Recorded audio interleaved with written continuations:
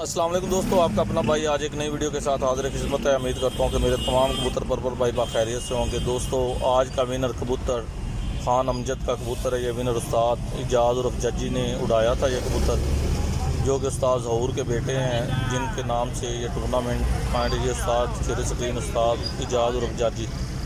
Check करें दोस्तों, माशाल्लाह कबूतर बहुत फिट फाट बैठा है। दोस्तों वीडियो अच्छी लगी हो तो लाइक एंड शेयर कीजिएगा, चैनल को सब्सक्राइब करें, बेल आइकॉन के बटन को प्रेस करें ताकि हमारी नई आने वाली वीडियो को बआसानी देख सकें। ये चेक करें दोस्तों, ये कबूतर है, ये उस्ताद इजाज़ उर्फ जज्जी जो कि ज़ेर स्क्रीन नज़र पे आपको आ रहे हैं। चेक करें दोस्तों ये आज 24 कबूतरों ने परवाज़ की थी। पहले दिन 4 कबूतर बराबर हुए। आज दूसरे दिन की परवाज़ में एक कबूतर नहीं उड़ाया गया था, 3 कबूतर उड़ाए गए थे।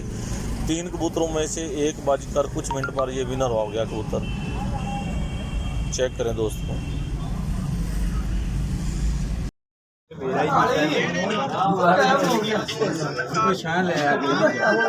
मुबारक